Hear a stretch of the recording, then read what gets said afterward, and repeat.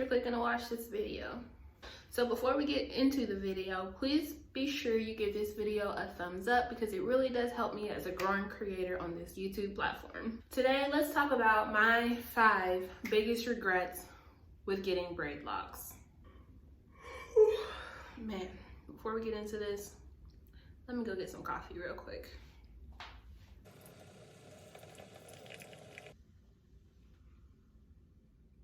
Much better. My number 5 regret on my process of getting braid locks was I wish that I just did not take so long. I had been loose natural at that point for about 6 years, and I really did love being a loose natural. I loved my afro, I loved how big it was, and I just wanted it to get bigger. I wanted to be on the level of Naturals 85.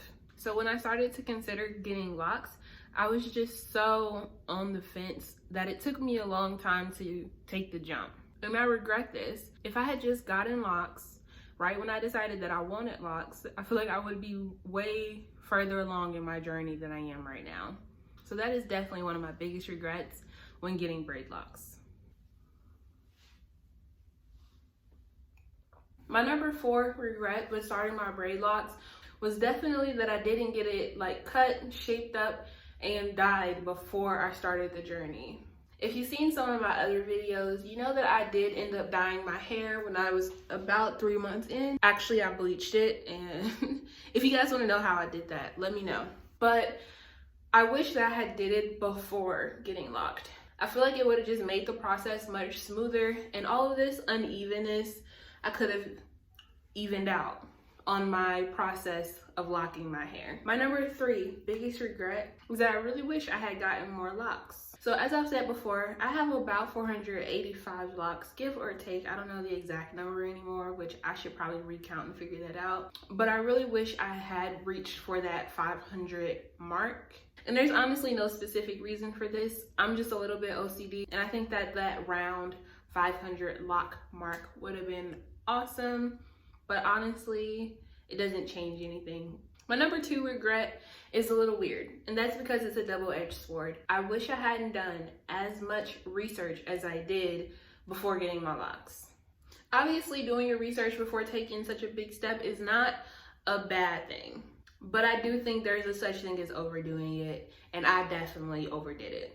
I am a critical thinker. I have to research into everything. Anything that I'm gonna purchase, any big decision I'm gonna make, I will sit for hours and hours upon hours and research it before I make that leap. And while that can be helpful for you to make a fully informed decision, overthinking things can make you end up regretting a decision. Digging too much into the research behind locks made me get a lot of conflicting information. And on my own journey, it made me feel like I'm doing a lot of things wrong. But honestly, at the end of the day, it's my hair.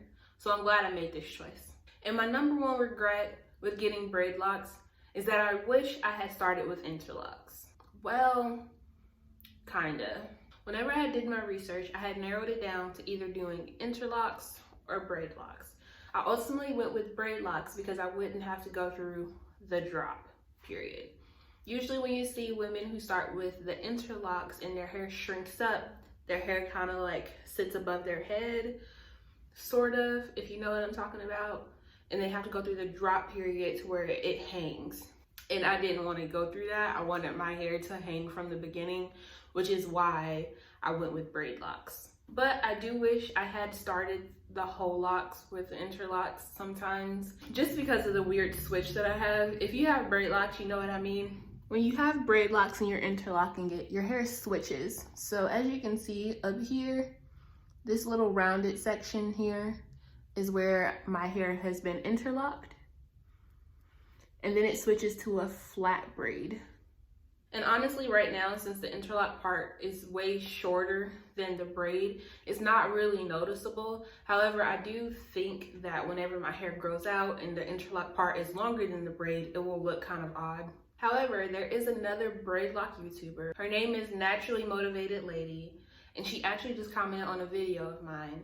But she started her locks with braid locks, and once it got to a certain length, She undid the braid at the bottom and then interlocked those as well. I will link that video below. Ultimately, I think I'll probably end up doing the same thing and making sure that I switch over to interlocks whenever my hair does grow out.